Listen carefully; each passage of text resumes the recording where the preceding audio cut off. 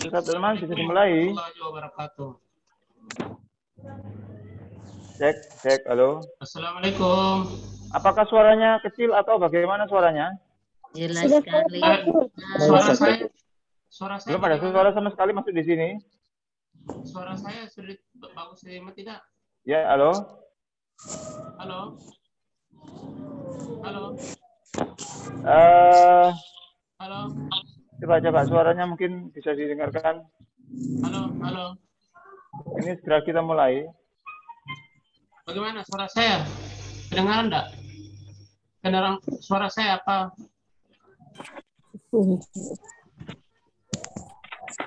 Kalau suara saya bagaimana? Suaranya Ustadz Usman bagus, Cak Abu yang ya, suara saya apakah bisa didengarkan di situ? Bagus semua jelas. Bagaimana? Suaranya bisa dikoneksikan? Bagaimana teman-teman, suaranya cabut sudah ya, jelas? Kalau bisa, sudah jelas, kita akan buka. Coba cek. Halo, cek satu. Iya, kedengaran. Sudah semuanya ya? Iya. Jelas. Saya akan buka ya. Saya akan buka. Ya, Ustaz Usman dimulai, Ustaz Usman. Dibuka dulu, Ustaz. Ya. Buka dulu. Assalamualaikum warahmatullahi wabarakatuh. Ustaz Usman dibuka dulu. Waalaikumsalam. Ustaz Usman dibuka dulu. Ya. Saya belum bisa mendengarkan suara saya sendiri, apa suaranya kawan-kawan. Waalaikumsalam wabarakatuh. Saya mau buka dari ya, tadi. Halo. Halo, Cak Abu. Suara saya apa sudah kedengaran tidak? Belum. Halo. Kedengaran Pak Usman. Dari Cak Abu maksud saya. Ustaz Usman sudah bisa? Kalau Cak Abu sendiri saya dengar jelas. Ya, Ustaz Usman bisa mendengarkan suara saya, Ustaz? Iya, sudah. Kalau Cak Abu dengar enggak suara saya? Halo. Halo. Iya, Cak Abu. Halo. Rupanya belum jelas juga. Halo. Cek. Halo, Cak Abu. Ayo. Mohon maaf, suara saya bisa dibaca terdengar dari situ tidak? Jelas, Ustaz. Jelas. Maaf. Ini bagus di mana ini? Oke.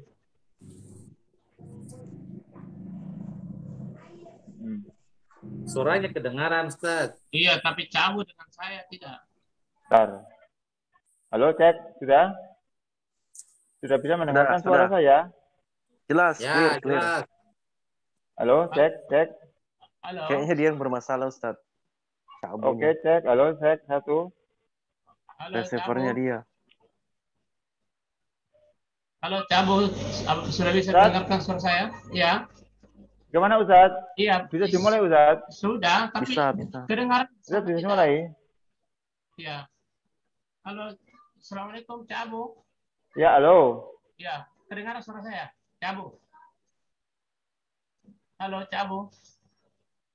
Cek satu, cek satu. Rupanya belum dengar. Ya, apa itu, Mas? Halo, Cak Abu.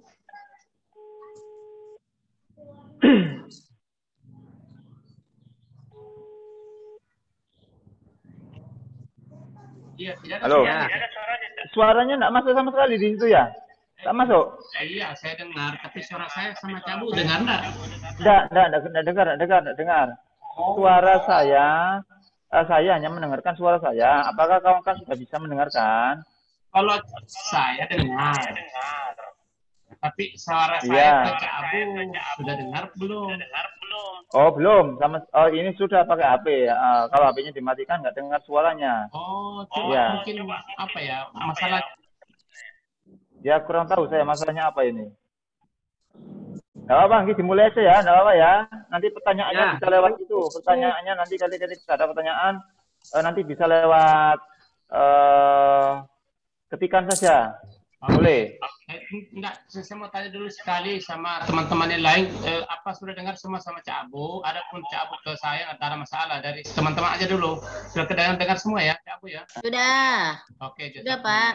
Ya, silakan Cak Abu. Oke, saya buka dulu ya. Ya, dibuka dulu Ustaz, dibuka dulu Ustaz. Assalamualaikum warahmatullahi wabarakatuh.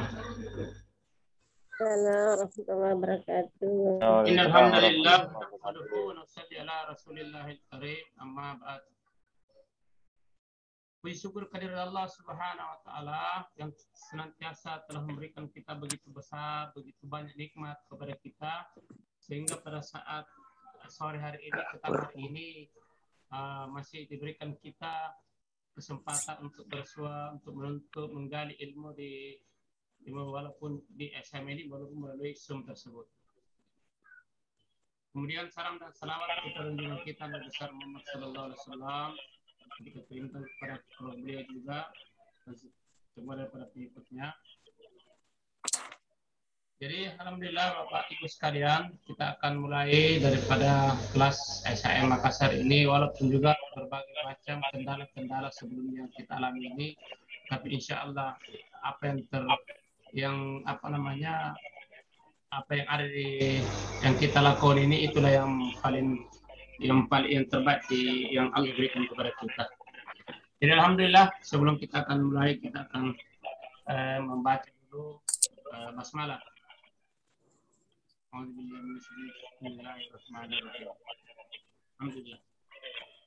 Kemudian kita akan mulai. Saya serahkan kepada Direktur Pusat SHM Pusat untuk mengawali daripada materi pertama. Silakan dengan hormat Pak Abu. Jangan dimatikan Ustaz, jangan dimatikan dulu. WA-nya jangan dimatikan dulu karena memang mungkin nanti ada sedikit kendala dari kawan-kawan, mungkin bisa dimengerti. Bismillahirrahmanirrahim, kawan-kawan, kita akan coba mengawali pelajaran kita, yaitu pelajaran asuhan mandiri. Sebelum kita mengawali pelajaran asuhan mandiri, mungkin dari kami itu memang mohon maaf jadwalnya dalam kurang lebih 1 minggu ini kami banyak sekali kegiatan-kegiatan yang memerlukan waktu yang sangat lama. Bismillahirrahmanirrahim, kawan-kawan, para mahasiswa, mahasiswi sekolah Herbalis Muslim Zona Makassar dan sekitarnya. Puji syukur alhamdulillah hari ini Allah berikan kesempatan kita untuk bersama-sama belajar, bersama-sama mengkaji, bersama-sama menelaah, sekaligus mengucapkan syukur atas Allah ketika menciptakan manusia dengan kesempurnaannya, Allah menciptakan alam dengan kesempurnaannya, Allah menciptakan segala sesuatu yang terinteraksi kita dengan segala kesempurnaannya. Kedua kalinya Allahumma shalli ala sayyidina Muhammad. Salawat ini semoga akan mengantarkan kita sehingga kita tetap menjadi umat terbaik akhir zaman, menjadi umat-umat yang bisa meneruskan perjuangan risalah Rasulullah Shallallahu Alaihi Wasallam. Ketiga kalinya terima kasih Ustadz Usman, beliau Direktur SHM Zona Makassar yang telah berusaha payah mengkondisikan kegiatan ini, meskipun untuk sementara ini 1 bulan ke depan ini kita sedang mengadakan kegiatan selain tatap muka atau online, tapi tidak mengurangi rasa hormat kami kepada kawan-kawan sehingga ini tetap berjalan. Yang penting kawan-kawan tetap semangat untuk mengikuti terus program-program di Sekolah Herbalis Muslim. Kenapa? Karena nanti endingnya saya berharap kawan-kawan mengikuti terus jejak keilmuan SHM, jejak informasi-informasi dan jejak praktek-praktek nanti dari para senior, dari guru-guru saya, dari para instruktur saya, juga dari para senior-senior SHM, sehingga nanti kita bisa benar-benar praktek secara profesional, secara efisien, secara bermartabat, sampai nanti keluar surat izin, keluar sebuah keyakinan bahwa ini benar-benar bisa sukses dunia akhirat. Kawan-kawan, sahabat-sahabat, tentunya dalam sebuah pelajaran ilmu kesehatan, kita mengenal yang namanya mekanisme. Ya. Mekanisme itu adalah salah satu hal yang memang kita harus melewati program protap-protap itu. Contoh, ketika kawan-kawan mau membeli HP atau sudah membeli HP, itu pasti di dalamnya itu juga diselipkan, juga diberikan salah satunya yaitu buku panduan. Sehingga buku panduan itu menjadi alat untuk bisa terarahnya alat hati kita. Sehingga ketika nanti ada kesalahan cas, ada kesalahan tekan, ada kesalahan tombol, atau mungkin kesalahan dalam aktivasinya atau operasionalnya, itu kita bisa pakai buku panduan itu. Termasuk kita juga ketika kita beli alat elektronik, semua ada buku panduannya. Ketika kita mau beli sepeda motor, apalagi mobil, semuanya ada buku panduan. Kalau kesalahan ini, kembalinya ke sini. Kalau nekannya salah ini, kembalinya ke semuanya ada programnya ada protap-protapnya. Maka kawan-kawan, hari ini sebelum kita mulai materi asuhan mandiri di slide 2 nanti, saya ingin menjelaskan tentang sebuah algoritma atau sistem yang ada di tubuh manusia. Makanya hari ini kita memberikan materi adalah anatomi manusia. Saya yakin kawan-kawan banyak sekali, atau mungkin kawan-kawan sudah mengenal yang namanya sistem algoritma atau sistem anatomi, ya, sistem anatomi. Makanya kawan-kawan yang sudah pernah belajar, alhamdulillah nanti akan kita pelajari juga anatomi kecil sampai anatomi besar, juga sistematikanya. Tentunya kalau kita belajar ANFIS, anatomi fisiologi, mungkin perlu waktu sampai 2 semester. Tapi setidaknya anatomi dasar ini sebagai bekal kita dalam memberikan layanan konsultasi awal. Sebelum kita belajar praktek pengobatan, kita akan belajar dulu yang namanya sistem anatomi. Makanya judul hari ini adalah anatomi fisiologi, konsep dasar secara layanan profesional. Kalau pelajaran anatomi besar, kita ambilkan buku anatomi.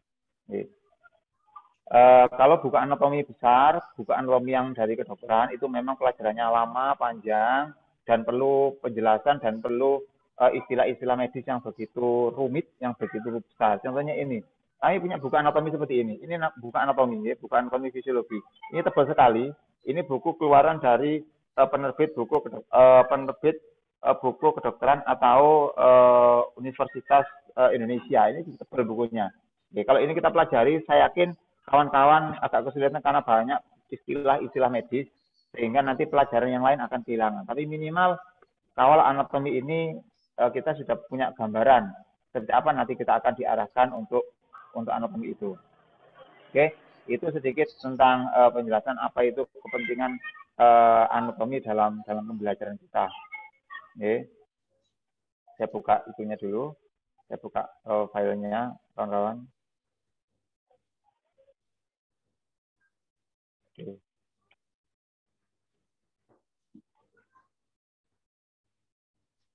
Oke. Ini anatomi manusia. Ketika Rasulullah Shallallahu Alaihi Wasallam berjalan di pinggiran kota Madinah bersama para sahabat, itu Rasulullah menemukan sebuah kejadian, menemukan sebuah keadaan. Di situ seorang ibu sedang menyusui anaknya. Rasulullah bertanya kepada para sahabatnya, wahai sahabatku, relakah sang ibu itu memasukkan anaknya ke api?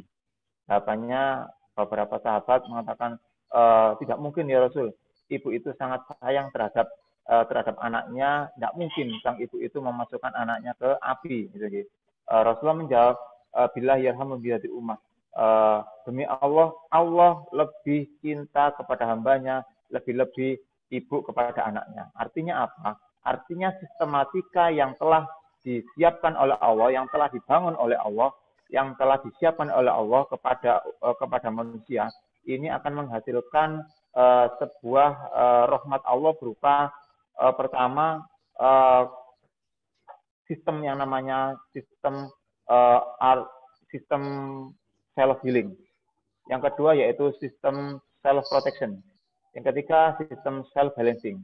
Apa itu sistem self healing? Tubuh ini akan bereaksi untuk menyembuhkan dirinya sendiri dalam waktu cepat tanpa ada interaksi dari bantuan yang lain. Artinya apa?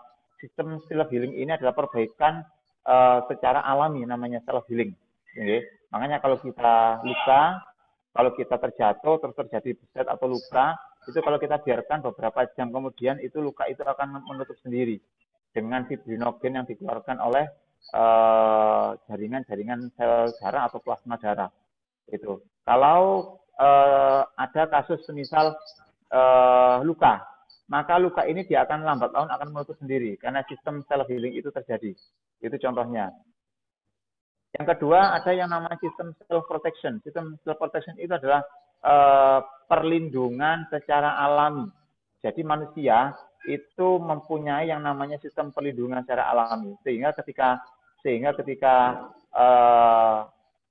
tubuh manusia itu mengalami masalah, semisal suhu dingin saja, suhu dingin. Ketika suhu dingin maka pori-pori kita menutup, terus seluruh jaringan organ kita mengalami rest sesaat. Sehingga kalau kita dalam suhu yang dingin itu pori-pori menutup sehingga kita kedinginan. Dengan menggigilnya kita dengan gerakan tangan menggigil seperti ini untuk memproteksi agar jantung itu tidak mengalami yang namanya hipotermal, gitu. Kalau suhu sedang panas, maka pori-porinya justru membuka. Ketika membuka, maka kelenjar air keringat itu keluar, bukan karena apa-apa, tapi karena untuk membasahi, menyeimbangkan dan mendinginkan pori-pori, mendinginkan kulit sehingga kulit tidak mengalami hipertermal atau kepanasan. Itu salah satunya. Itu self proteksi. Atau contoh lagi, di telinga kita itu ada yang namanya satu mekanisme proteksi diri dari gangguan-gangguan baik itu hewan maupun material-material yang lain. Di dalam telinga itu ada namanya cairan. Namanya cairan itu adalah cairan serumen. Cairan serumen ini adalah cairan yang memang dia lengket, tapi dia beracun. Dia pernah lewat penelitian-penelitian kedokteran onkologi itu mengatakan bahwa serumen atau cairan yang ada di seluruh liang telinga itu dia mempunyai 12 jenis racun. Dia bisa membunuh kuman, dia bisa membunuh virus, dia juga bisa membunuh bakteri, bahkan membunuh serangga-serangga yang lewat di telinga kita. Sehingga kalau kita kemasukan semut atau kemasukan apa di telinga, itu biarkan saja karena semut itu dia akan beberapa detik kemudian dia akan mati. Itu salah satu mekanisme perlindungan diri. Ada pula juga di mulut ini ada enzim, itu juga sistem perlindungan diri. Mata, ada namanya cairan mata. Kenapa orang itu ngantuk atau lelah itu keluar air matanya? Kenapa keluar air matanya? Kalau sedang keluar air mata, berarti mata ini sedang kepanasan. Seumpama mobil itu radiatornya mengalami panas, maka dia harus dikeluarkan air untuk membasahi radiator itu. Artinya apa? Mata pun ketika kita lelah, maka tubuh akan bereaksi untuk didinginkan. Akhirnya keluarlah cairan air mata dan lain sebagainya dan sebagainya. Termasuk thymus, termasuk tiroid, termasuk di hidung ini ada yang namanya cairan juga ada namanya kelenjar-kelenjar untuk menangkap debu-debu sehingga nggak sampai masuk ke bronkus atau saluran napas dan banyak sekali. Ini mekanisme self protection. Bahkan saking dahsyatnya, ini contoh, saking dahsyatnya ketika orang itu jatuh terus terkilir atau mungkin memar, bengkak.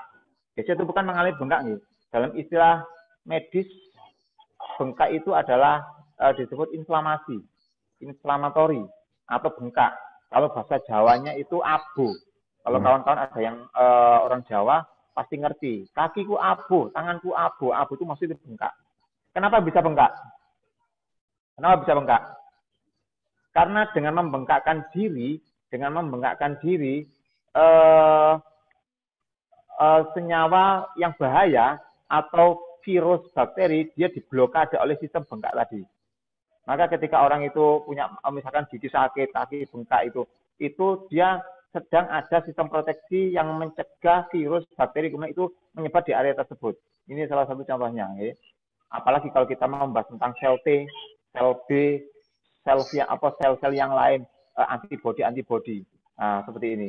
Maka salah satu dari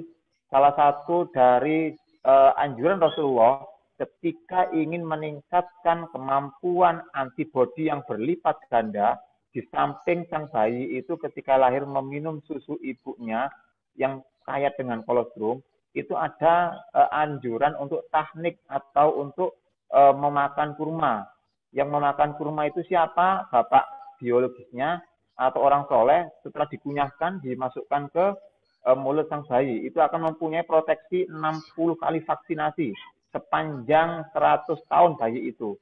Maka ketika bayi itu lahir, terus orang tuanya, orang tua biologisnya yang punya DNA yang sama, runtut RNA DNA-nya, blueprint-nya sama, ketika dikunyahkan kurma, dicetakkan di langit-langit bayi kita, itu dia akan punya kemampuan 60 kali vaksin.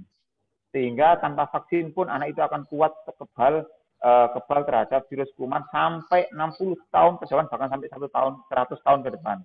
Ini mekanisme yang telah diteliti oleh para peneliti-peneliti. Subhanallah, itu salah satu manfaat-manfaat itu. Kembali lagi ke sistem proteksi. Kalau kita sudah melihat bagaimana tubuh itu mempunyai algoritma yang luar biasa rumitnya, yang luar biasa dahsyatnya, sehingga ada 3 sistem tadi, sistem healing, sistem self healing, memperbaiki diri sendiri, self proteksi untuk perlindungan atau pencegahan. Yang ketiga yaitu yang namanya self balancing, atau tubuh itu menyeimbangkan secara alami sistem tubuh sendiri. Maka di sini banyak sekali mekanisme-mekanisme penyeimbangan itu, yang salah satunya kedinginan terus menggigil. Kalau kita di suhu yang sangat dingin, semisal posisinya di pucuk gunung, itu kenapa kita sampai menggigil, menggetarkan gigi sampai tangannya bergerak? Itu adalah sistem untuk penghangatan jantung. Kalau tidak menggigilkan, maka jantungnya mengalami dia kejang, akhirnya shock, akhirnya trauma jantung, sampai terjadinya namanya gagal jantung. Makanya kalau orang masuk di tempat yang dingin, misalkan di kutub, itu menggigilnya luar biasa karena memang untuk pemanasan. Nah, itu salah satu dari mekanisme proteksi ini, kawan-kawan. Kita kembali ke bagaimana sistem mekanisme anatomi manusia. Oke, ini ada sebuah ayat yang kawan-kawan sudah paham, yaitu bagaimana mukmin yang kuat itu lebih baik daripada mukmin yang lemah. Kawan-kawan sudah paham dasar ini, Nabi Hurairah, hadis ini yang sudah terkenal bahwa umat yang sehat lebih baik daripada umat yang sakit, umat yang kuat lebih baik daripada umat yang lemah, dan lain sebagainya. Ini dasar pijakannya. Kembali ke konsep sehat. Kawan-kawan, kalau kita ingin mempelajari ilmu kesehatan, maka tentunya harus kita tahu yang namanya apa esensi daripada sehat itu. Oke, yang pertama, kalau kita menuliskan tulisan sehat, kita tahu yang namanya sehat itu terdiri dari beberapa suku huruf. S-E-H-A-T. S-nya, kalau kita ingin mengingat sehat, maka pertama kali yang disehatkan kita adalah S-nya. Apa itu S? Spiritualnya. Tentunya kalau spiritual, saya yakin kawan-kawan sudah nggak asing. Bagaimana cara menjaga spiritual, dengan zikir, dengan sholawat, dengan ngaji, dengan semuanya. Yang kedua, E. Bagaimana orang itu sehat? Maka awali dengan memberikan konsumsi nutrisi yang ada di dalam surah Abasa ayat 24-32. Dan diantaranya nutrisi itu adalah kita berikan enzim. Dan buah-buahan itu juga mengandung enzim. Dan enzim yang terbaik di dalam Al-Quran yang telah diabadikan, itu adalah madu sama kurma. Itu bagian daripada enzim untuk sarana kesehatan fisik kita. Itu SE, setelah itu SEH. Bagaimana kalau kita menginginkan kesehatan secara totalitas, maka hanya harus disiapkan. Apa itu? Hormonalnya. Bagaimana cara orang itu kalau hormonalnya kuat, hormonalnya mumpuni, atau hormonalnya dia seimbang, maka otomatis semua sistematika, semua mekanisme yang ada di tubuh itu, maka akan hidup semuanya, akan berjalan sesuai dengan jalurnya. Hormon, salah satu konsumsi nutrisi yang meningkatkan hormon, itu diantara buah-buahan dan sayuran, dan diantaranya juga ada beberapa protein-protein tertentu. Itu hormon ditingkatkan. Ada terapi-terapi untuk meningkatkan hormonal. Setelah H, A. sehat, huruf A-nya adalah activity. Kalau ingin sehat berarti harus aktivitas. Aktivitas berarti olahraga, berarti bergerak. Nah, maka bergerak itu ada dua jenis. Ada bergerak secara sesuai dengan sunnah, ada bergerak sesuai dengan watonia atau sekitar kita. Kalau bergerak sesuai dengan sunnah, tentunya dasar pijakannya ada di sunnah dalam aktivitas, yaitu olahraga berkuda, olahraga memanah, olahraga gulat, olahraga berenang, olahraga jalan, lari, semuanya itu adalah konsep-konsep olahraga yang sunnah, ya. Maka seorang umat Islam tentunya harus harus bisa minimal memanah minimal.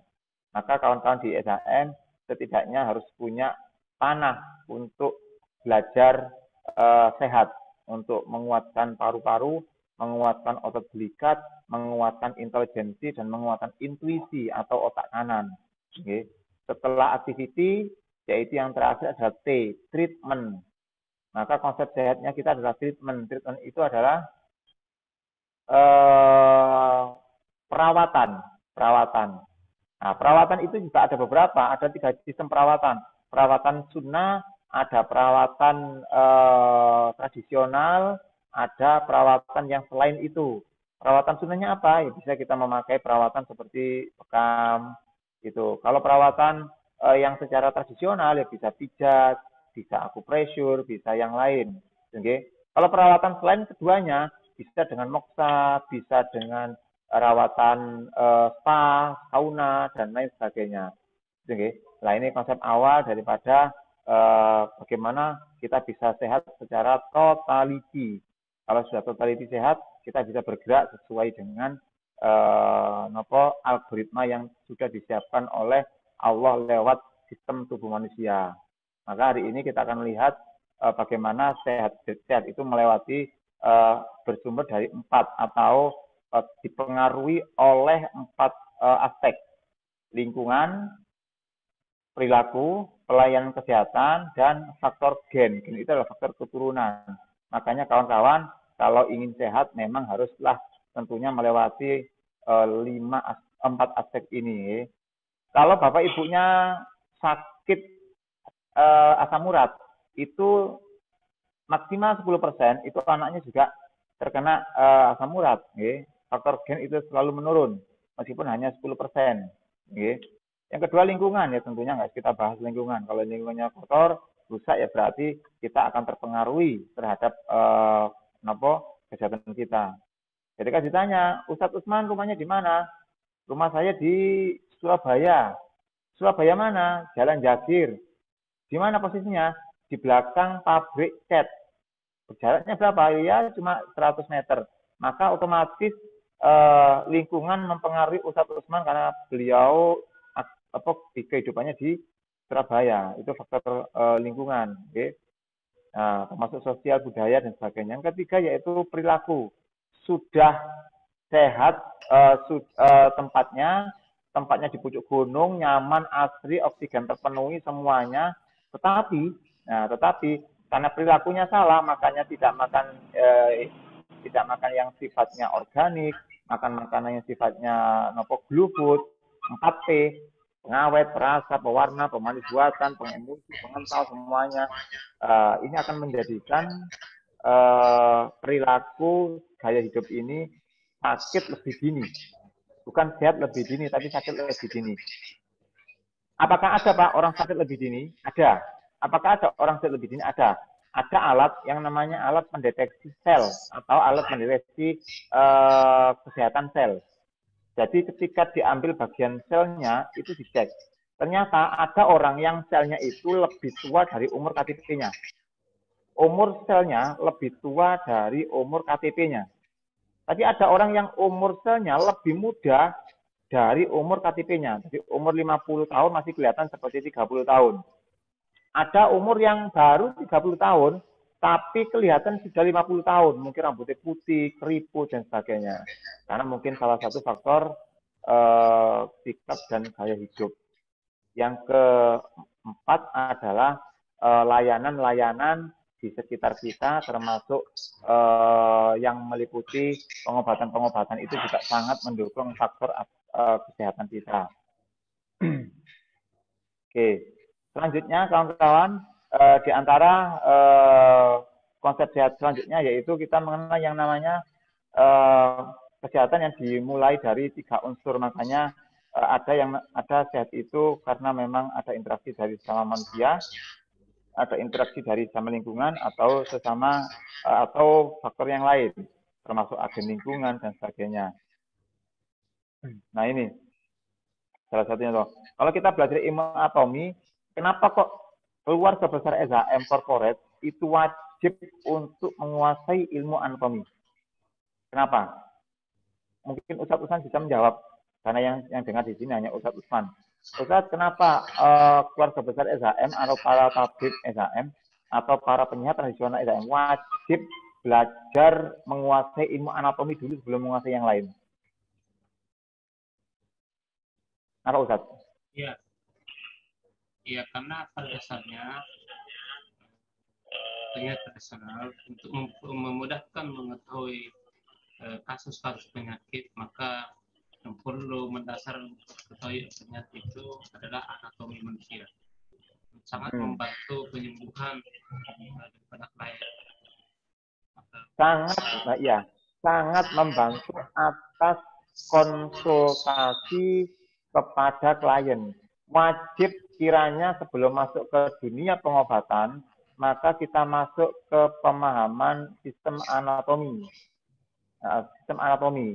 Kenapa? Memang itu digunakan untuk kekuatan konsultasi kita. Coba kita akan tes. Salah satu ada misalkan saya ngetes Ustadz Usman, atau mungkin saya ngetes mungkin siapa, Bunda Irma, atau mungkin misalkan Ustadz Mursalin semisal. Ustadz, ketika ada pasien datang ke kita, dia mengeluh ada asam urat. Itu. Nah, kita tanyai, itu nggih. Ustadz sakit apa? Ustadz Mursalin, asam urat Cak Abu. Oke. Nah, ketika pasiennya Ustadz Mursalin tanya, apa sih Cak Abu asam urat itu? Oke. Nah, perlu anatomi ini untuk menjelaskan. Oke. Itu asam urat adalah kebanyakan piurin, kebanyakan zat piurin yang ada di seluruh persendian yang mengakibatkan linu dan sebagainya, efek klinisnya nyeri, bengkak dan sebagainya. Terus Ustadz Mursalin bertanya lagi ke saya, lah asam urat itu sebabnya dari mana, dari apa itu? Saya akan jawab dari makanan. Makanannya apa Cak Abu? Lah ini penjelasan ini adalah yang berhubungan dengan anatomi. Tempat asam urat itu di mana? Di persendian. Di mana contohnya? Di sini. Ketika asam urat tidak diobati, dia akan mengarah ke penyakit yang mana? Dia akan mengarah ke penyakit komplikasi yang mana? Itulah pentingnya sebuah mekanisme pelajaran anatomi. Belum yang kita membahas tentang anatomi, ada grassroots-nya, ada mikroskopik anatomi, ada gross anatominya. Nah, jadi kuasai anatomi. Anatomi itu adalah mekanisme bentuknya, tempatnya, fungsinya, manfaatnya, penyakit yang menyertainya, obat-obatannya, rehabilitasinya, apa itu istilah kalau penyakit campur itu ada komplikasinya, itu semuanya harus bahasanya di anatomi. Maka saya sarankan untuk kawan-kawan selaku para calon konsultan Herga, saya sampaikan calon konsultan, itu kawan-kawan harus punya buku atau harus punya lembar, ya, harus punya lembar kertas tebal, kira-kira ya 1 folio atau mungkin A3, lembar besar, ini di print, minta dipercetakan yang besar, itu berbagai jenis anatomi. Misalkan ini judulnya anatomi apa? Gambar mata. Ambil lagi satu lagi, anatomi telinga, gambar telinga. Anatomi ginjal, gambar ginjal. Anatomi paru-paru, gambar paru-paru. Nah, kenapa kita diwajibkan untuk mencetak kertas bergambar anatomi? Ini fungsinya adalah untuk memberikan penjelasan kepada klien, bahwa klien itu jangan lewat ucapan saja.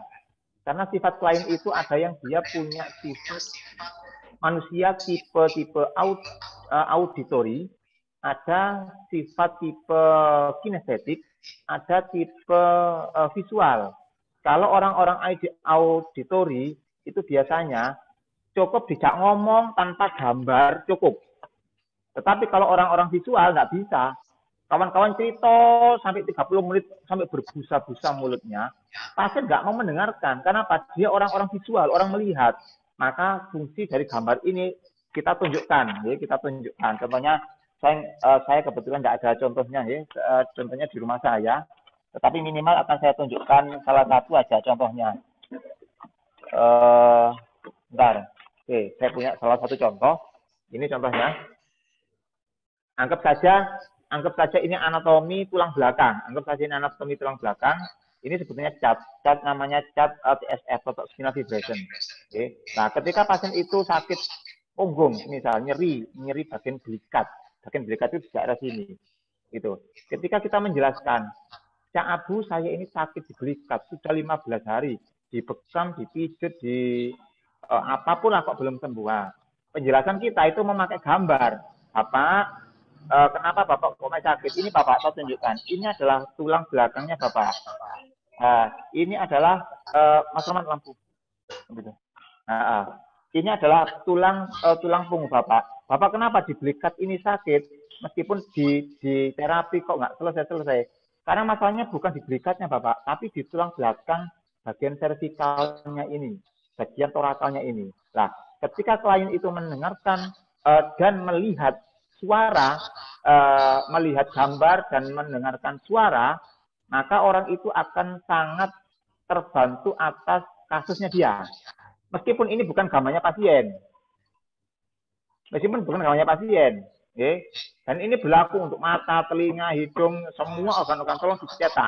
Kalau klik aja di Google atau tanya Ustadz Usman, beliau pakarnya anatomi, beliau banyak sekali punya gambar-gambar atau punya koleksi gambar-gambar anatomi. Cetak saja, nanti dicetak, boleh satu folio, boleh folio, terus, sebentar lagi. Boleh folio atau boleh yang lain. Yang penting ini digunakan untuk menjelaskan pada pasien yang punya tipe-tipe orang visual atau tipe orang auditory. Gitu. Ini buktinya, ini contohnya, ini dalam layanan ini penting. Kira-kira bisa dimengerti kawan-kawan. Jadi pompong belum masuk ke dunia anatomi yang sesungguhnya, layanan excellent service harus disiapkan dulu dengan mempersiapkan lembar-lembar anatomi tadi. Saya selanjutnya, ada histologi, ada biokimia, ada fisiologinya, prosesnya di mana, apakah ada pencampuran dari mikroba-mikrobanya, ada parasitnya. Ini bagian daripada ilmu pelajaran anatomi. Slide berikutnya, kawan-kawan, kita mengenal yang namanya anatomi itu mempelajari struktur tubuh dan fungsi. Contoh, struktur itu seperti ini, bentuknya. Paru-paru. Paru-paru itu tempatnya di mana? Paru-paru itu. Nah, paru-paru itu adalah tempatnya di area dalam. Posisinya itu di dada. Jumlahnya 2, kanan dan kiri. Tapi yang sebelah kiri lebih kecil dari sebelah kanan. Kenapa? Karena ada area jantung yang membagi antara paru-paru sama jantungnya tadi. Fungsinya apa? Paru-paru dia adalah untuk respirasi atau untuk pertukaran oksigen, pertukaran udara. Penyakit yang menyertai paru-paru apa? Bronkitis, paru-paru basah, sesak napas, atau mungkin COVID dan sebagainya. Gitu. Terus obat apa yang bisa mengobati paru-paru? Ya kalau obat medis namanya ini, tapi saya tidak menjelaskan medis Bapak.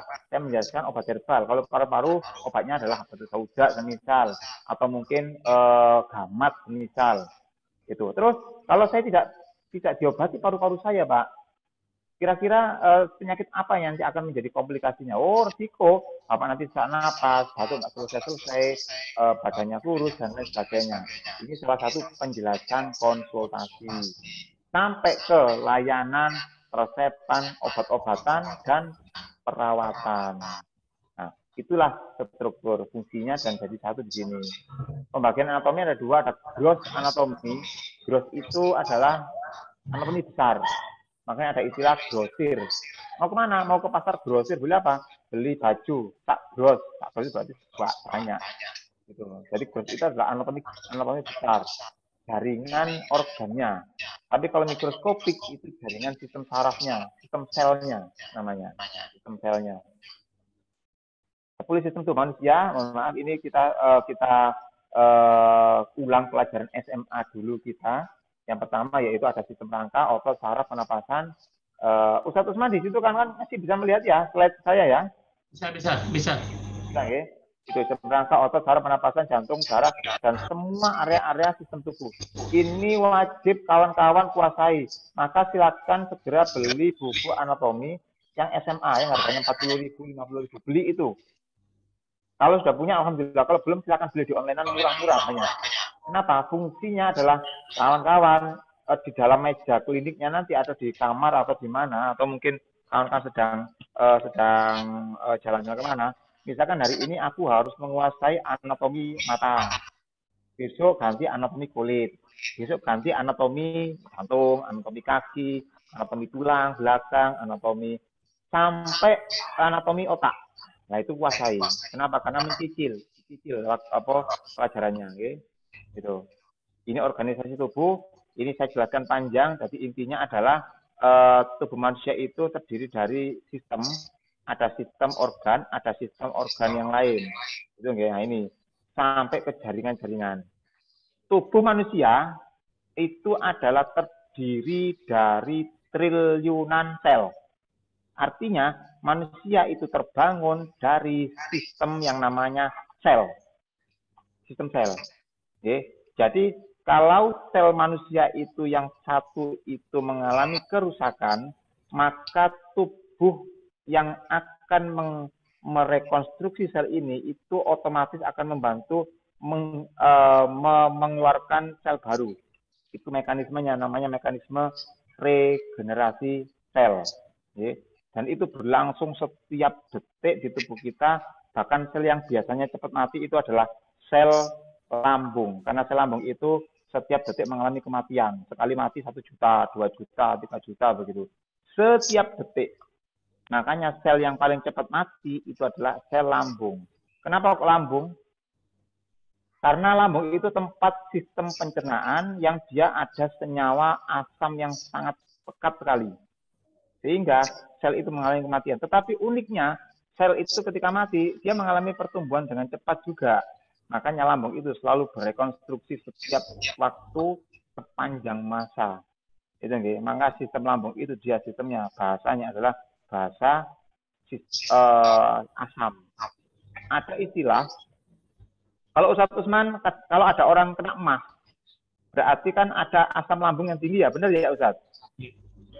Ya, terus kalau Ustadz dikasih apa? Kalau obat medis dikasih apa untuk menghentikan asam lambung itu, Ustadz? Sebutkan aja, nggak apa-apa. Asam lambung. Kalau ada orang terkena asam lambung, obat medisnya apa? Atau obat pasarannya apa? Dikasih apa?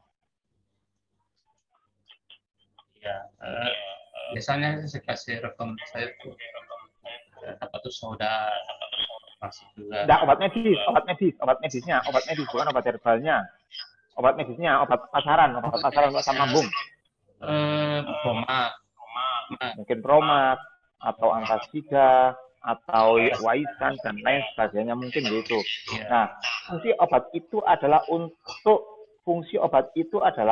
untuk mengurangi bahkan membunuh sifat keasaman yang ada di dalam lambung. Pertanyaannya, apakah boleh memakai obat-obatan seperti itu? Jawabannya boleh, tetapi akan berisiko kehilangan fitrahnya lambung. Fitrahnya lambung itu dia adalah asam. Allah menyempatkan lambung itu dengan pH yang sangat kecil, 1 sampai 2 saja. Sehingga sangat asam sekali. Fungsinya apa sih asam itu? 1, mencerna makanan. Yang kedua, membunuh kuman, virus, bakteri. Yang ketiga, memastikan semua makanan yang dia berbahaya itu steril. Sebelum dia masuk ke usus kecil, diserap ke usus besar, baru dia dibuang. Itu. Nah, ketika orang itu asam lambungnya itu ditekan sampai habis dengan obat-obatan antasid tadi, itu sehingga sifat fitrah yang ada di lambung itu hilang. Sehingga makanannya tetap utuh, nggak bisa dicerna.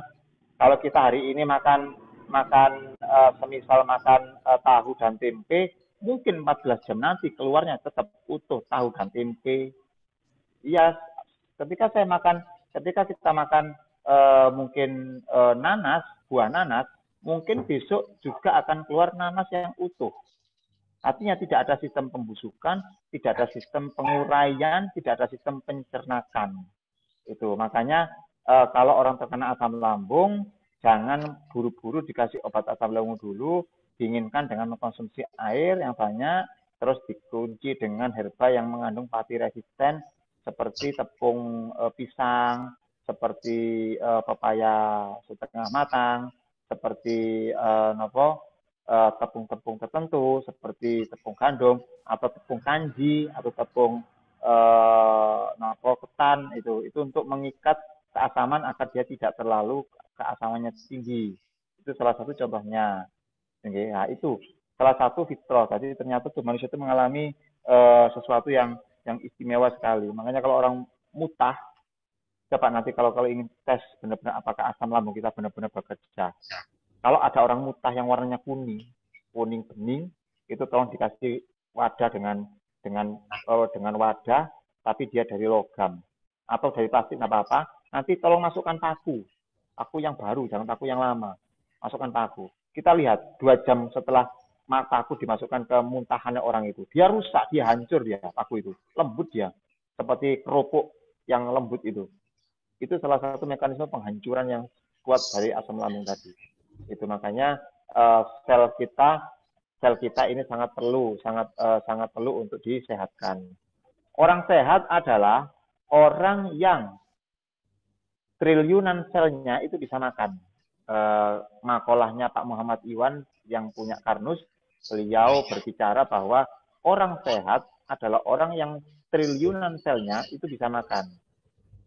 Kalau orang sakit, maka seluruh selnya yang triliunan dia tidak bisa makan. Maksudnya tidak bisa makan nutrisi kita.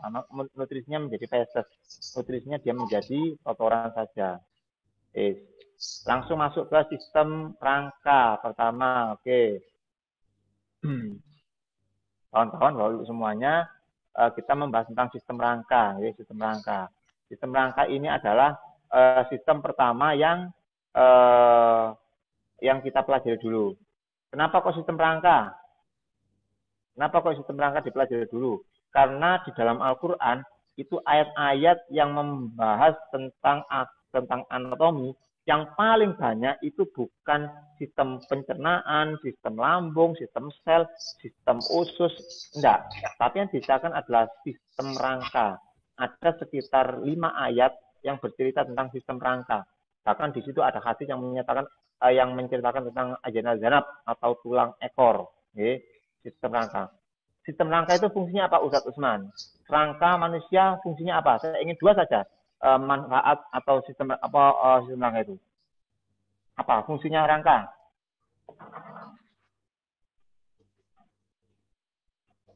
Ya, apa Ustadz Usman? Apa? Bisa menjelaskan Ustadz Usman sistem rangka itu? Halo, Pak Direkturnya dijawab, Direkturnya. Fungsi sistem rangka itu apa? Terserah, mau rangka kepala, atau tangan, atau kaki, tulang, belakang. Fungsinya di antara puluhan fungsi, tolong jelaskan 2 saja. Ini Bapak Direkturnya Cek Ebi berbunyi. Untuk menggerakkan, memberikan kekuatan. Ya, kekuatan. Terus, yang kedua, apa? Untuk mengatur, untuk mengatur gerakan-gerakan. Ya, yang pertama bukan untuk memperkuat saja, tapi sistem rangka itu adalah melindungi organ. Kalau orang tidak punya rangka ya seperti cacing ya, nggak bisa berdiri dia melindungi organ. Ya, melindungi rangka kepala di dalamnya ada otaknya, rangka dada di dalamnya ada paru-paru, ada jantungnya, rangka pelvik, rangka pinggul di dalamnya ada organ reproduksi, organ-organ ginjal, organ-organ penting seperti usus besar. Bahkan tulang punggung pun itu ada rangka yang sangat kuat sekali namanya skapula atau tulang belikat. Itu sistem-sistem rangka yang luar biasa. Dan rangka tulang yang paling kuat di antara tulang yang lain itu adalah ajna zanab. atau tulang ekor. Tulang ekor. Pernah mendengarkan pernah mendengarkan sebuah fenomena keajaiban tulang ekor?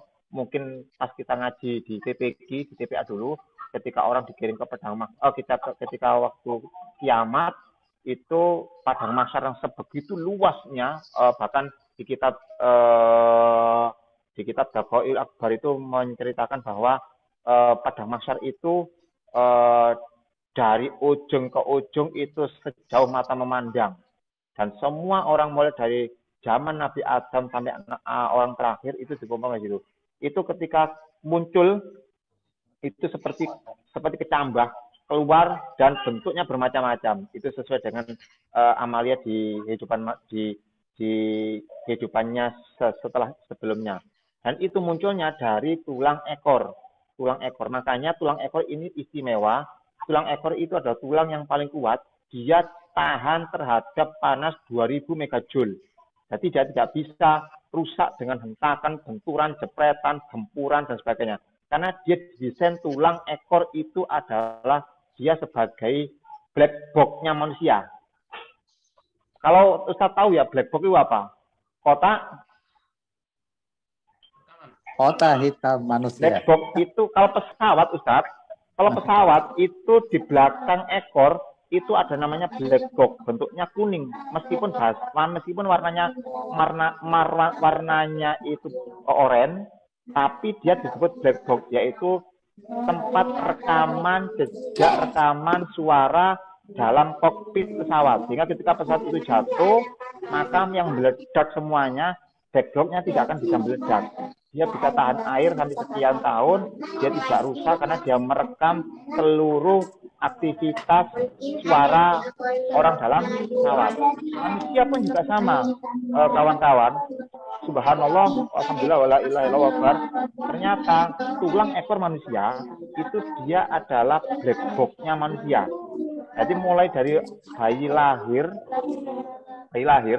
itu tulang ekor merekam semua proses manusia itu aktivitas, mulai nangisnya, mulai jeritnya, tertawanya, sampai dia bayi, sampai dia remaja, bercanda, guyon, ibadah, maksiat, berdosa, berpahala, sampai besar, sampai mati. Itu rekaman itu terus 24 jam non-stop, 7 hari seminggu, selama hidup dia merekam sampai manusia itu wafat. Dan tidak bisa hilang rekaman itu. Karena dia memang rekaman yang istimewa sekali. Dihancurkan pun nggak bisa. Di Bali itu kita terkenal yang namanya pembakaran jenazah. Pembakaran mayat. Orang-orang Bali. Karena orang-orang Hinduisme kan dia ditebar. Setelah dibakar, ditebar ke 4 penjuru. Ditebar ke air, ditebar ke udara, ditebar ke tanah, disimpan di rumah. Nah, itu di antara sisa pembakaran itu semuanya habis tulang belulangnya, jadi remuk, jadi tepung.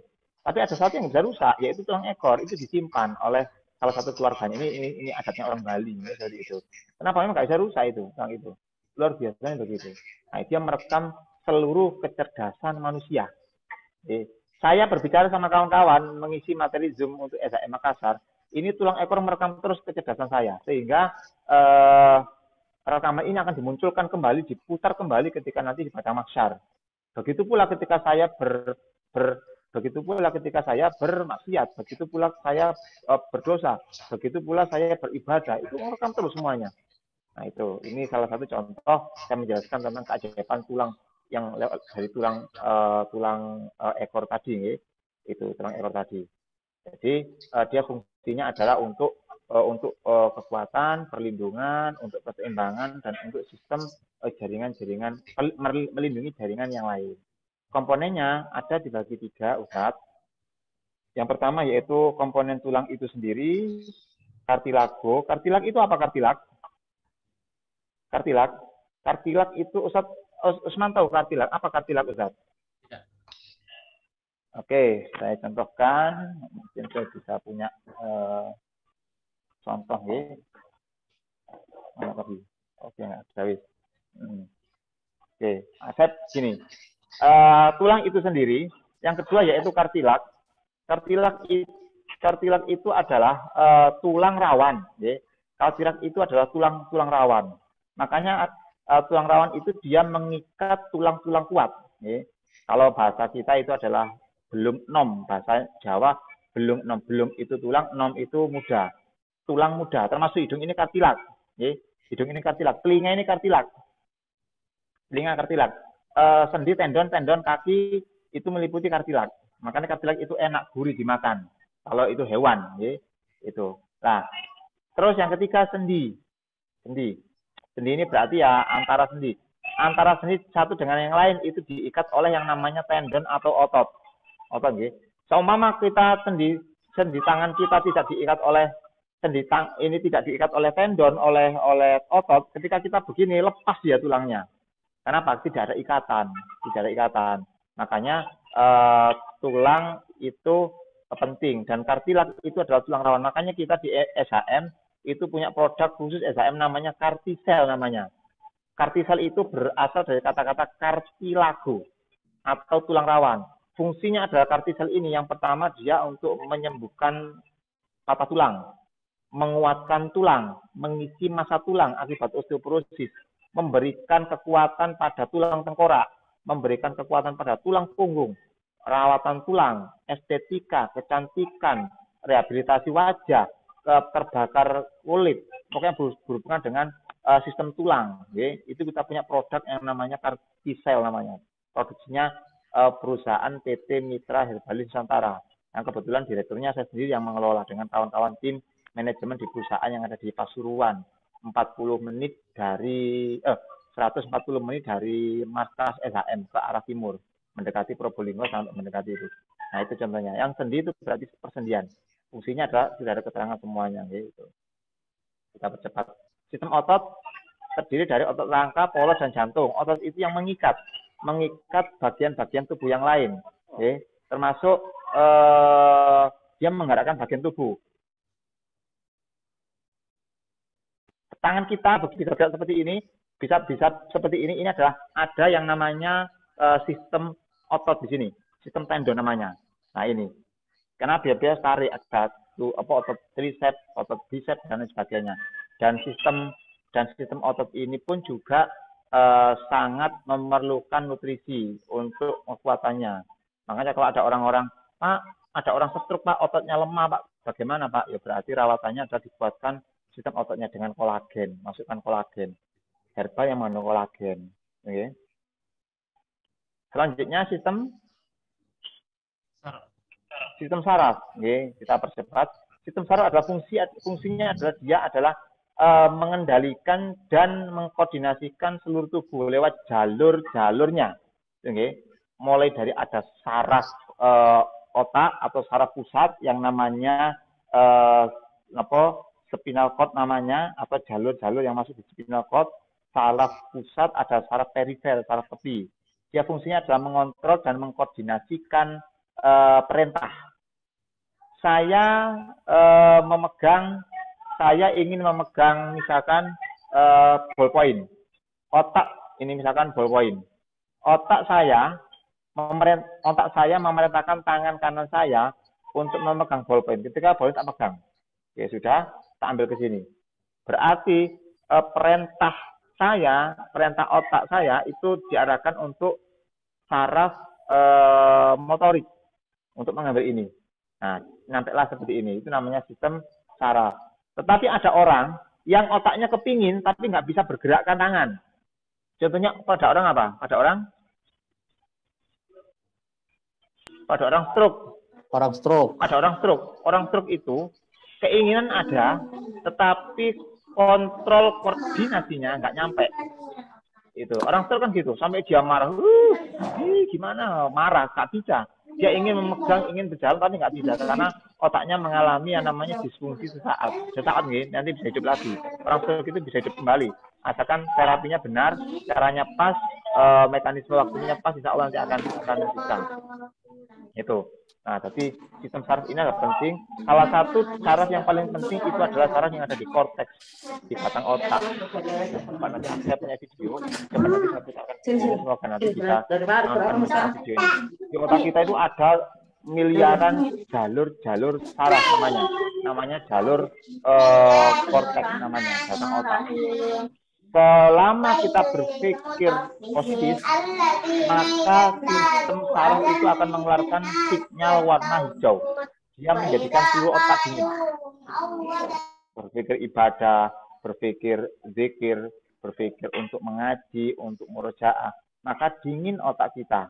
Tapi kalau kita berpikirnya itu selalu buruk sangka, jengkel, dendam, marah, ngamuk, dan sebagainya, maka sistem kelistrikan saraf di otak itu mengalami warna merah, kepanasan, sehingga gampang error. Makanya orang-orang yang sering marah, sering dendam, sering ngamuk, sering jengkel, itu akan mengalami penyakit yang namanya brain atrophy namanya. Brain atrophy itu adalah pengecilan atau penciutan sistem saraf otak. Orang nggak bisa berpikir. Makanya orang sering marah itu malah justru nggak semakin pintar. Dia semakin bodoh. Otaknya mengecil, brain atrophy terjadi, sehingga semakin tidak bisa berpikir, semakin dia gila, semakin dia mengalami kasus-kasus penyakit yang lain. Ini belum urusan setannya, belum urusan jin yang mempengaruhinya. Itu ada sudah masalah. Makanya kekuatan sistem saraf ini luar biasa. Jangan sampai sistem saraf ini diracuni oleh cara pikir yang keliru, cara pandang yang keliru. Seperti itu. Oke. Nah, selanjutnya, oke, semuanya. Sistem, nanti penjelasan lebih luasnya nanti ketika masuk dalam patofisiologi. Kalau sekarang saya kira tidak dulu, nanti ketika sudah waktunya kita masuk dalam patofisiologi, baru kita membahas satu persatu sistem. Okay. Ini masih membahas tentang persarafan. Selanjutnya sistem pernapasan. Ustaz Usman, pernapasan itu fungsinya apa? Tolong dibaca di slide itu. Apa? Pertukaran gas. Gas apa? Gas LPG atau gas pertalit? Oksigen. CO2. Ya, jadi sistem pernapasan itu dimulai dari hidung sampai ke paru-paru, ya, sampai ke paru-paru. Hidung ini ada nama, saya jelaskan dulu anatominya supaya kita paham dulu. Ya. Hidung ini ada namanya sinus, ya, sinus. Sinus ini ada di dalamnya, ini bukan ruangan ya, bukan ruangan, tapi dia sekat seperti kamar. Ya. Makanya di sini ini ketika ada virus corona, dia droplet nempel di sinus, hanya nempel di sinus, ya. Hanya nempel di sinus di sini, sehingga terjadilah sistem proteksi. Oke, saya ulangi ya. Ini kawan-kawan harus bisa mendengarkan bahasa saya supaya tidak gagal paham dalam kasus pandemi COVID. Ketika ada virus itu masuk di saluran napas, di sinus, di rongga hidung, itu antibodi itu mendeteksi adanya virus besar. Oh, ini virus bahaya namanya Cak Corona ini, sama Cak COVID ini, datang dia. Oke. Nah, akhirnya tubuh akan mengeluarkan senyawa sistem proteksi untuk perlindungan dengan memperbanyak mukose. Mukose itu adalah apa, Ustaz Usman? Mukose itu. Pernah dengar mukose, Ustaz Usman? Tidak. Mukosa itu lendir. Banyakkan lendir untuk memblokade agar virus corona itu atau influenza itu atau virus flu itu tidak langsung masuk ke paru-paru.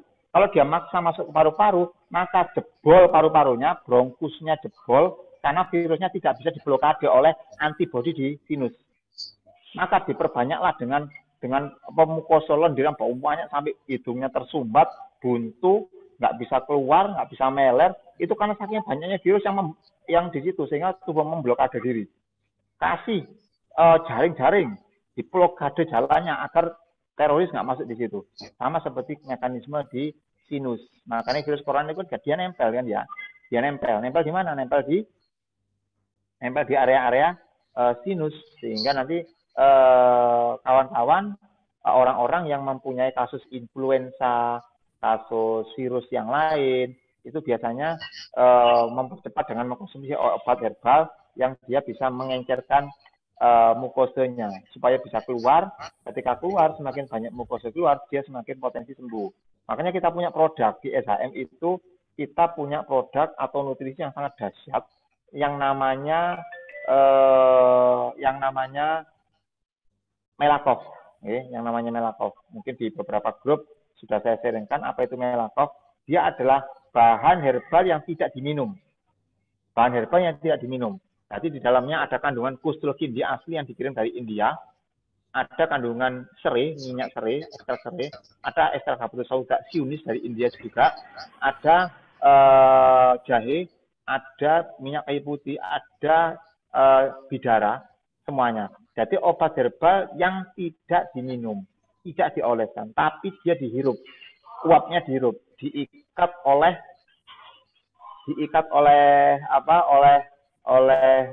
minyak asiri sehingga dia langsung masuk ke sinus. Di sinus ini akan membersihkan 15 jenis virus yang masuk di area 3. Telinga, tenggorokan, dan THT. Telinga, hidung, dan tenggorokan. Oke. Dia bisa membersihkan kurang lebih sekitar 16 jenis virus, termasuk virus corona, virus COVID-19, COVID-20, COVID-21, sama Delta COVID-21. Ini bisa dibersihkan dengan herbal yang namanya Melakov. Ini salah satu contoh namanya.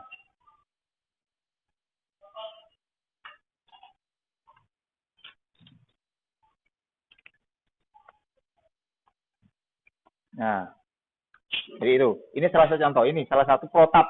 Kalau kawan-kawan nanti ngobati orang, bisa dengan hanya meneteskan 2 tetes saja di telapak tangan terus dihirup, atau diteteskan di dalam air hangat, air panas terus dihirup, itu aja. Itu untuk protap awal ketika kawan-kawan menerapi pasien. Ini protap wajib. Mendatangi pasien atau kedatangan pasien itu resikonya adalah kita tidak tahu pasien itu dia membawa virus atau tidak. Kalau tidak membawa virus yakin tidak masalah. Kalau membawa virus resikonya ke kita. Maka salah satu adalah dikasih nutrisi Melakov made in SHM bisa. Ini salah satu contoh. Itu supaya memproteksi itu. Kembali lagi ke anatomi, pertukaran zat. Oke, yang dihirup adalah O2, yang dikeluarkan adalah CO2. O2 itu apa? Karbon monoksida, karbon dioksida. O2? Oksigen. O2, karbon dioksida. Ya. Kapan penuhnya oksigen yang ada di alam semesta itu di pagi hari. Hari apa yang banyak oksigennya? Itu di hari Jumat. Hari Jumat itu adalah hari yang mengeluarkan oksigen yang sangat penuh sekali. Sehingga kalau orang jalan-jalan di hari Jumat, itu insya Allah dia akan semakin sehat, akan semakin kuat, akan bisa membersihkan penyakit-penyakit yang berhubungan dengan kekurangan oksigen. Jadi saturasinya turun, maka seringlah jalan-jalan di pagi hari saat hari Jumat. Itu kekuatan oksigennya tinggi untuk proses penyembuhan, apalagi pencegahan. Sehingga, maka jalan-jalannya di pagi hari di hari Jumat itu oksigennya full seluruh alam semesta. Itu jam berapa? Mulai jam 2 sampai jam 9 pagi. Tapi kira-kira ya jam 7, jam 8 itu paling bagus. Nah, pertukaran gas. Penyakit yang menyertai pernapasan nanti akan kami jelaskan. Yang penting kita tahu dulu jam fungsi-fungsi dari sistem pernapasan tadi. Masih belum ada pertanyaan, nanti bentar lagi kita buka pertanyaan 5 menit lagi. Kalau pertanyaan nanti kawan-kawan bertanya, tolong Ustadz Usman membantu kami untuk mengulang pertanyaannya. Karena saya memakai HP yang berhubungan dengan Ustadz Usman. Bisa ya kira-kira saja. Jadi kalau ada kawan-kawan yang bertanya, silakan ditanyakan atau diketik, nanti saya bisa membaca dari sini, sehingga nanti saya tahu siapa yang bertanya. Atau silakan nanti ditanyakan seputar anatomi fisiologi. Seperti itu. Nggak ada pertanyaan kalau tidak ada, saya lanjutkan untuk materi selanjutnya, yaitu sistem jantung atau pembuluh darah. Sistem jantung dan pembuluh darah. Jantung itu organ atau alat? Organ. Organ. Jantung itu organ. Dia mengatakan jantung itu adalah alat. Sama saja. Kalau dia mengatakan organ, maka dia bagian daripada organ. Yang mengatakan alat pompa, ya tidak apa-apa. Tidak salah. Dua-duanya benar. Baik itu organ maupun alat. Fungsinya adalah jantung, itu adalah mengalirkan zat, mengalirkan darah. Dialirkan dari mana ke mana, Ustadz Usman? Ke seluruh tubuh. Tubuh yang mana? Dari jantung ke seluruh tubuh. Dari jantung ke seluruh tubuh. Ya, terus setelah dari itu tubuh diapakan lagi darahnya? Dari seluruh tubuh lagi ke jantung kembali. Ya, setelah dari tubuh. tubuh terus diapakan lagi darahnya? Keluarkan melalui keringat. Keluarkan melalui keringat. Berarti keringatnya keringat darah itu. Keringat saya berdarah-darah begitu. Kembali ke jantung. Kembali ke jantung Ya. yang bagus. Iya, bisa sebetulnya. Cuma jadi begini, karena jantung itu adalah alat pompa, dia memompa sistem darah. Darah itu pengangkutan nutrisi. Karena darah itu pengangkutan nutrisi, tentunya darah itu sangat penting sekali. Yang diangkut itu nutrisi. Nutrisi dari mana? Pertanyaannya adalah darah itu dihasilkan dari mana? Ini Ustadz Usman kan ahli bekam nih, ahli fasdu. Darah itu hasilnya dihasilkan dari mana? Ya, gimana? Darah itu dihasilkan dari jantung. Oh, bukan. Darah itu diciptakan dari mana? Lahirnya darah di mana? Lahirnya kepingan darah atau plasma darah dari mana? Dari hati. Pembuluh darah. Dari hati. Sejak kapan? Dari pembuluh darah. Oke. Jadi darah itu keluar atau lahir atau sel-sel lahir itu dari tulang. Dari tulang. Dari tulang. Jadi serapan nutrisi itu dialirkan lewat organ. Organ itu disalurkan sekitar tulang. Terus tulang itu keluar yang namanya zat darah baru. Dia adalah mengantarkan. Itu nggih. Jadi kalau diilustrasikan adalah darah yang ada nutrisinya, misalkan protein, vitamin, mineral, karbohidrat, semuanya itu dialirkan dari jantung mengalir ke pembuluh darah arteri namanya. Pembuluh darah arteri. Dia mampir di sistem paru-paru, di sistem pankreas, sistem trakea, sistem ginjal, sistem lambung. Dia mengalir. Kebutuhan nutrisi yang diserap oleh organ-organ itu Allah luar biasa, itu menyisihkan sendiri. Memilah-milah. Jadi ketika rombongan air, ketika rombongan darah ini mengalir dari korona atau dari koronernya jantung, itu dia membawa galon-galon isinya mineral, protein, vitamin. Oke, sekarang mampir di desa ini, turunkan mineralnya. Mampir di sini lagi, turunkan proteinnya. Mampir di sini, turunkan karbohidratnya. Mampir di sini, turunkan kolagennya, turunkan semuanya. Sampai mineral itu habis. Sampai nutrisi itu habis. Mengalir dari ujung sampai sana habis, sampai titik aliran darah terkecil yang namanya kapilari atau mikrokapilari itu sudah habis. Nah, ketika habis, maka darah ini harus berputar lagi. Berputar kemana? Ya berputar ke pembuluh darah, namanya pembuluh darah vena. Makanya fasdu itu kan nusuknya di vena, toh? Di vena atau di arteri? Vena atau arteri? Vena. Tempat darah yang sudah tempat darah yang sudah tidak ada nutrisinya. Makanya ketika nanti darahnya mengalami kesumbatan atau ketidaklancaran, itu nusuknya jangan sampai di arteri, tapi di vena, karena dia nusuknya bisa ampas darah. Nah, sudah selesai mengalir ke jantung lagi, jantung memompa lagi, putar seperti ini. Dan ini berputar kecepatannya sangat luar biasa, sampai saking cepatnya pun Allah menyampaikan kepada manusia, kamu tidak akan bisa menghitung nikmat-nikmat yang telah aku berikan kepadamu. Gitu ya. Fabi ayyi ala'i rabbikuma tukadziban. Jadi seperti itu. Apakah nikmat apa yang kau dustakan? Karena saking luar biasanya sistem peredaran darah kita.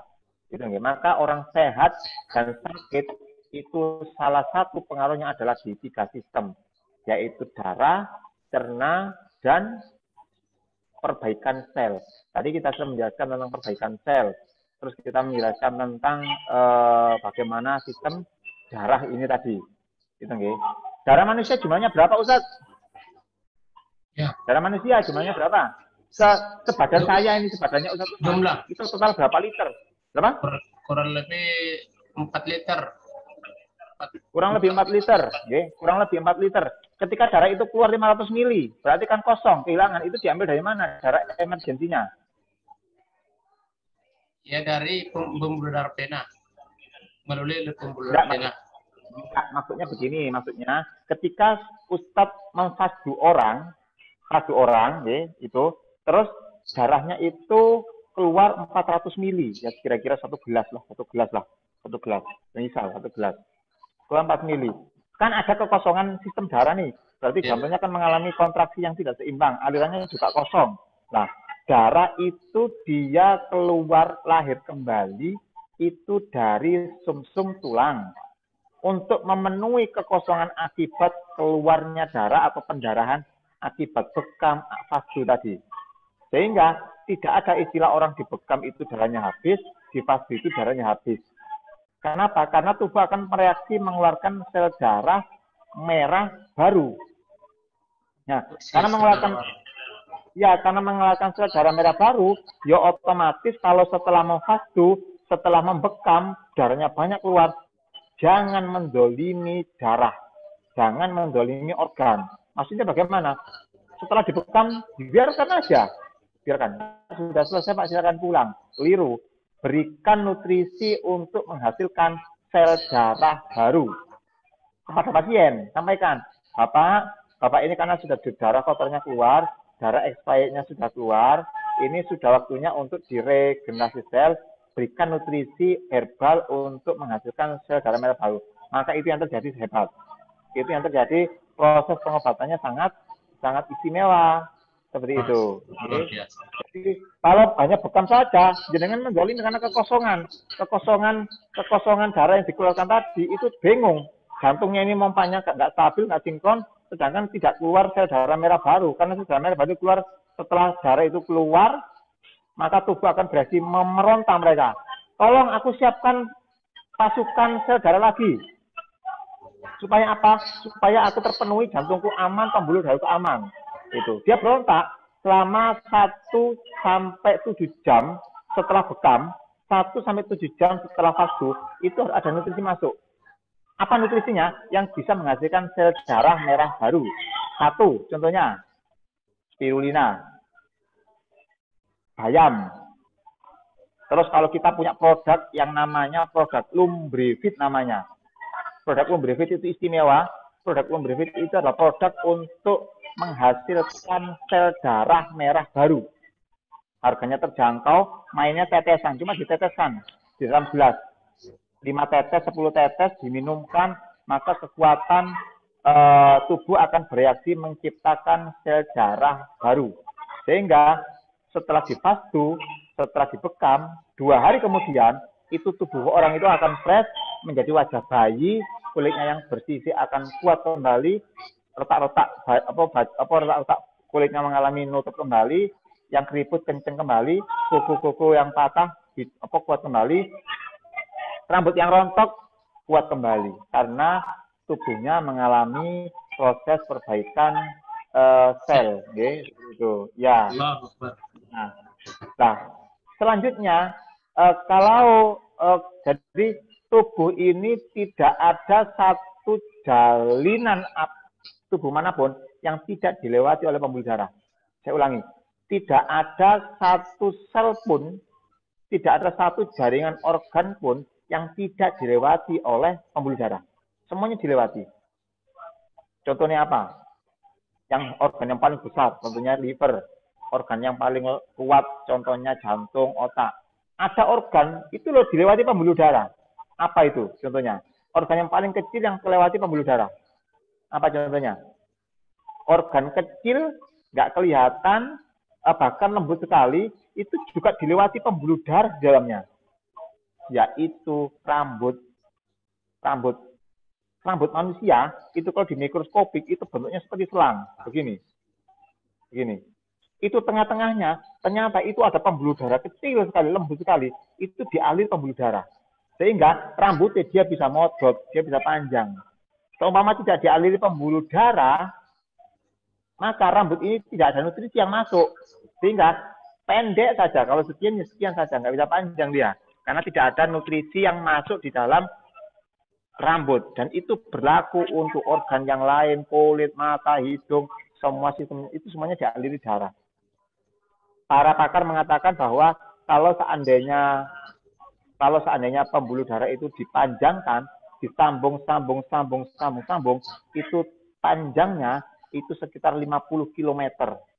Satu orang itu kalau dipanjangkan, panjangnya itu 50 km. Bisa bayangkan, subhanallah luar biasanya. Pembuluh darah yang sekian panjangnya itu hanya tubuh manusia atau itu terpenuhi 50 km.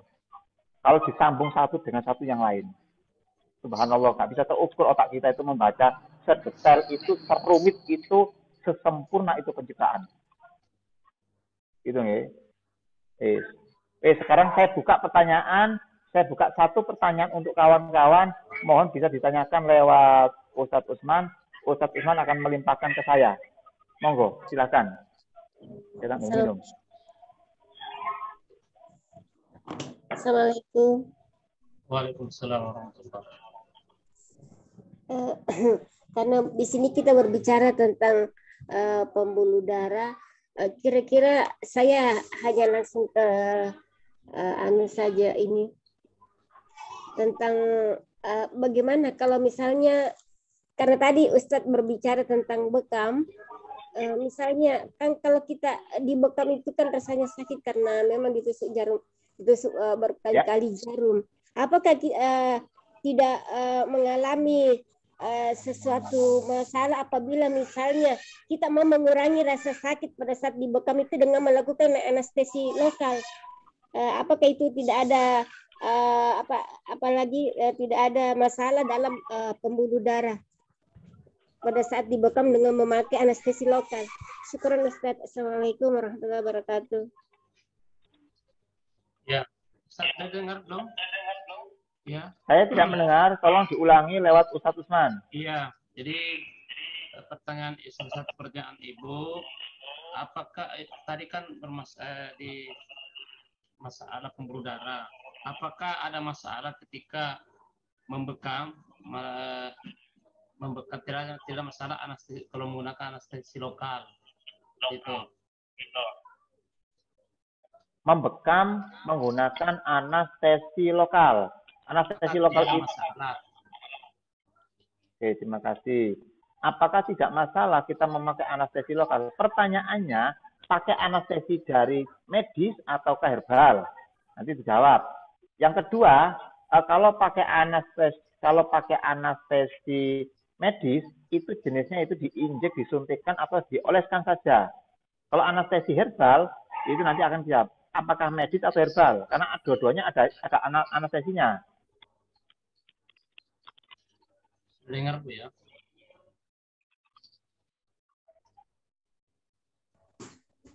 Yang masalah herbalnya Ustaz belum tahu yang bagaimana anestesi lokal untuk yang herbal. Kalau yang medis yang pakai gel yang dioles. Iya. Anestesi herbalnya belum tahu, Cak. Ya, kalau anestesi herbalnya belum tahu. Ya, betul. Oke. Saya tidak bisa mendengarkan pertanyaannya Ibu karena di sini koneksi partisipannya nggak masuk ke telinga saya, tapi bisa lewat Ustadz Usman. Jadi begini Ibu, saya bisa menangkap kalau anestesi medis kita tidak diperkenankan memberikan rawatan, meskipun kita tahu. Saya tahu obatnya, saya tahu mekanismenya, bahkan injeknya pun saya bisa, tapi saya tidak boleh berpraktek untuk menghilangkan rasa nyeri kepada titik-titik tertentu akibat atau persiapan bekam. Tetapi ada dua ilmu yang nanti bisa dalam merawat bekam yang insya Allah sangat minim sakit, bahkan hilang rasa sakitnya. Yang kedua, titik akupresur atau akupuntur untuk menghilangkan sakit sampai kapasitasnya sampai 70% itu bisa hilang rasa sakitnya. Yang pertama herbalnya apa? Herbal untuk menghilangkan anestesinya. Okay. Yang pertama sebelum membekam itu kita olesi area-area yang mau dibekam, okay. Yang mau dibekam itu memakai herba yang diantaranya adalah serai. Serai, contohnya. Serai. Bukan suruh, bukan siring, serai. Itu bisa. Dioleskan di situ, di area yang akan dibekam, itu akan menghilangkan rasa sakit di area-area yang akan dibekam. Jadi pakai ekstrak serai namanya. Itu bisa.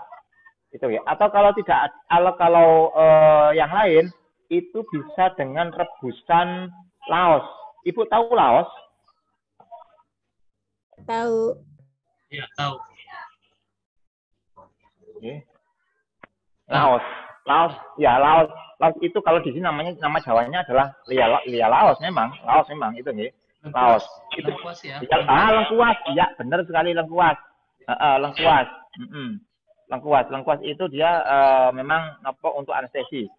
Yang ketiga ada yaitu minyak cengkeh. Minyak cengkeh itu adalah minyak untuk anestesi.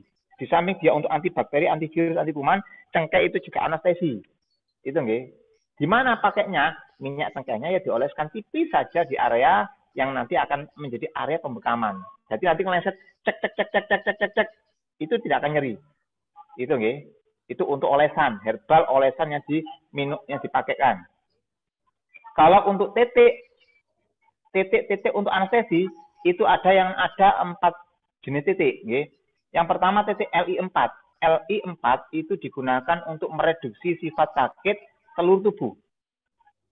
Tahu LI4? Ustadz Usman pernah belajar nggak titik LI4 atau titik Hegu kalau dalam istilah pengobatan akupresur, akupuntur? Tahu titiknya di mana Ustadz Usman? Lupa. Oh ya, titiknya di daerah lupa. Titiknya. Itu, titiknya di sini. Ibu, titiknya di sini. Ini titiknya. Ini titik Hegu namanya atau titik Wingku namanya di daerah sini. Ini kalau kita sebelum membekam, kalau akupunturis ya, kalau sebelum membekam, ini kita tusuk dengan 1 cun jarum, ditusuk. Grad 5 menit sebelum membekam. Setelah ditusuk, terus kita praktek bekam, bla bla bla bla bla.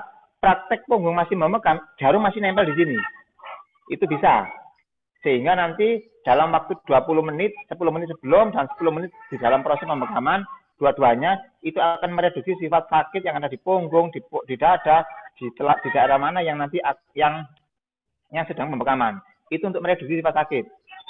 Kalau kawan-kawan yang masih kesulitan untuk menjarum, maka dipijati saja. Ditekan, diputar-putar lepas, tekan, putar-putar lepas, tekan, putar-putar. 5 menit sebelum pelaksanaan pembekaman.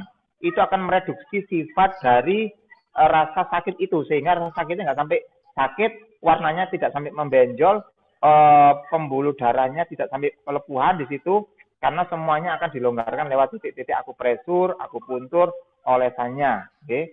Itu. Makanya minyak cengkeh itu istimewa, karena dia punya sifat rasa sakit, bisa mereduksi sakit. Kalau sakit gigi, oleskan aja minyak cengkeh. Okay?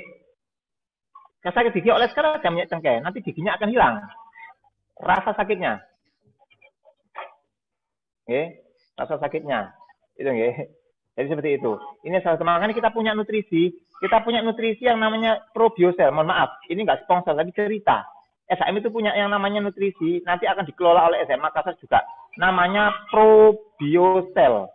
Ini Probiosel ini adalah nutrisi yang isinya adalah 7 elemen herba termasuk fisioprobiotik untuk menghilangkan nyeri, minyak nilam, minyak bidara, habatus sauda, minyak cengkeh, minyak zaitun, dan minyak serai, dan juga minyak yang dia berhubungan dengan untuk menghilangkan peradangan. Namanya Probiosel. Disemprotkan di tangan kita, bukan langsung ke punggungnya, dioleskan tipis di area pembekaman, dibiarkan kira-kira 5 menit, 10 menit, silakan dibekam. Insya Allah nanti tidak akan sakit. Itu yang namanya probiosel. Juga untuk tulang yang patah, yang rusak, yang jaringannya mengalami patah, atau mungkin peradangan asam urat, atau tulang mengalami keropos.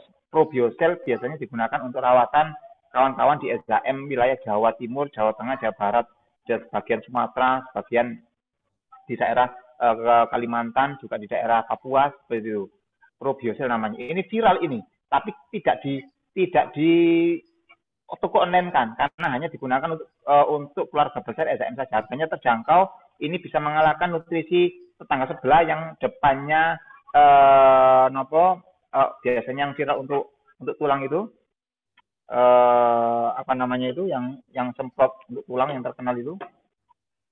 Saya juga sempat membandingkan, ternyata lebih bagus, lebih cepat ini. Dan dia bisa menghilangkan rasa sakit saat. Itu prakteknya untuk menghilangkan rasa sakit seperti itu, Ibu. Lanjut, nggih. Bisa dipahami, Ibu, ya? Oke, saya akan melanjutkan. Jadi intinya adalah kita menjelaskan tentang bagaimana sistem darah. Darah ini kalau penjelasannya panjang, nanti insya Allah nanti lain hari kita akan menjelaskan satu persatu anatomi yang berhubungan dengan penyakit. Ini masih menjelaskan tentang skema-skema dulu, nggih. Jantung, pembuluh darah, arteri kapiler, dan sebagainya, nggih. Ini masih ada satu pertanyaan, Cak. Ya, silakan Ustaz. Ya, ini mau bertanya, apakah ada dampak yang berbahaya bila sudah dibekam kita tidak memberikan minuman herbal? Apakah boleh herbal yang lain selain herbal menghasilkan sel darah baru? Bolehkah diberikan madu? Oke, terima kasih. Saya tanya ke Ustadz Usman dulu. Saya tanya, iya makasih Ustadz Anam. Saya tanya ke Ustadz Usman. Ustadz dengan bekam, Ustadz Usman bekam. Yang keluar di darah bekam itu apa saja? Satu. Nggak ada, toksin nggak ada. Tapi sel darah mengalami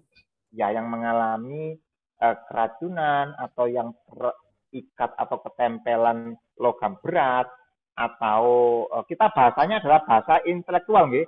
Bahasa kuliah ini kan perkuliahan ini, bukan bahasa umum. Kalau bahasa umum ngomong aja toksin, ngomong aja darah kotor.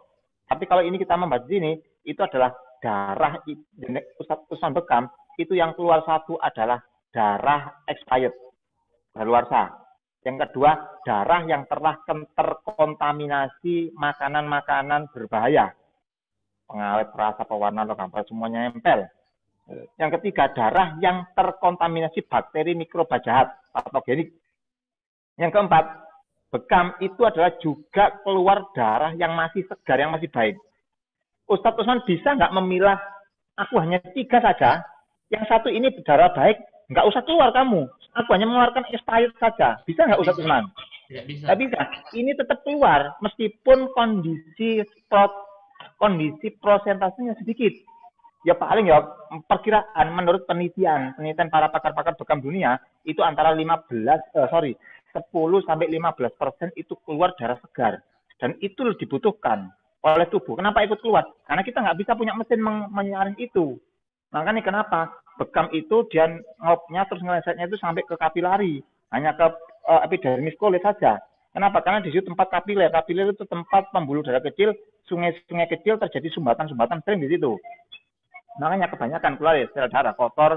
Nah, kalau memang darah itu ada darah baik yang memang benar-benar keluar, kalau tidak dikasih nutrisi paskanya, berarti kita secara tidak langsung, dalam tanda kutip secara tidak langsung tidak menyeimbangkan organ kita, alias menambah kekurangan sel darah baik tadi, karena ikut keluar meskipun hanya 10%. Ada yang mengatakan 15%, ada yang mengatakan 7%, dan sebagainya.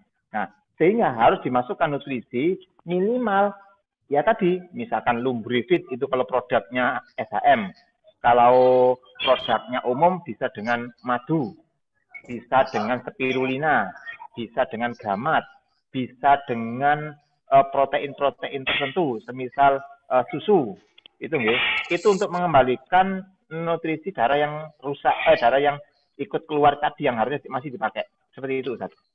Bisa dipahami, ya? Ya. Oke, nggak ada pertanyaan, nggak ada, saya lanjutkan. Iya. Pertanyaan banyak. Afwan Ustaz, daerah kami sudah Oke. masuk salat Selanjutnya yaitu kenapa? Ini ada di sini kan waktu maghrib lagi, waktu Sulawesi Tengah, waktu Indonesia Tengah, Makassar. Jadi lihat dulu beberapa menit karena waktu sholat maghrib telah Ya. Ya. Kalau sudah azan maghrib, nanti kalau sudah siap kita rehat dulu, nggak apa-apa, mungkin beberapa menit. Saya kasih waktu 10 menit lah untuk sholat jamaah dengan keluarga. Setelah itu kembali lagi ke sini karena saya juga nanti sekitar 30 menit lagi saya harus memimpin Zoom. Kenapa saya harus mohon izin juga untuk kawan-kawan yang di SHM Makassar tanggal 18 ini ada kegiatan pemilihan calon ketua asosiasi P3AI, pelaku dan pemerhati akupresur Indonesia, asosiasi terbaik yang ada di Indonesia. Kebetulan saya didaulah dikasih amanah untuk mengikuti pemilihan ketua umumnya, sehingga nanti kalau ketua umum ini nanti jadi dipegang oleh kita di sini, insya Allah nanti untuk SHM Makassar prosesnya akan sangat lebih mudah untuk pengurusan surat izin, pembukaan praktek, pembukaan klinik, rumah sehat, dan gereja sehat. Seperti itu, Ustaz. Nah, doa restunya nanti akan kami akan Zoom itu juga dengan kawan-kawan Dewan Panji Pusat. Oke, seperti itu, Ustaz. Masih ada waktu? Udah azan. Sekitar 10 menit ya, kurang lebih ya. Apanya? Ya, Rehat. Oke. 10 menit ya, saya tutup. Nggak saya tutup, biarkan aja. Nanti setelah itu, tapi HP-nya saya tutup. Ya, kembali lagi ke kelas 10 menit lagi setelah sholat.